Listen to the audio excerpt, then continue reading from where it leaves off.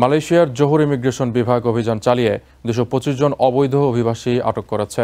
গত মঙ্গলবার তানজুং ল্যাংসাতে থাকা বৃহত্তম পেট্রোকেমিক্যাল প্রক্রিয়াজাতকরণ কারখানায় পরিচালিত অপারেশন মাহিরের মাধ্যমে তাদের গ্রেপ্তার করা হয়। স্টেট ইমিগ্রেশনের বিভাগের পরিচালক দাতুক মোহাম্মদ রুশদি দারুস বলেছেন, বৈধ পারমিট ছাড়া ওই কারখানায় বিপুল সংখ্যক অভিবাসী কাজ করছেন। এমন তথ্যের ভিত্তিতে অপারেশন মাহিরের অভিযান চালানো হয়। এ সময় 664 জন স্থানীয় ও বিদেশি কর্মীদের কাগজপত্র পরীক্ষা করে 225 জনকে গ্রেপ্তার করা হয়। গ্রেপ্তারকৃতদের মধ্যে 133 জন চায়নার, 84 জন বাংলাদেশি, 2 জন করে ইন্দোনেশিয়ান, পাকিস্তানি এবং নেপালি নাগরিক রয়েছেন।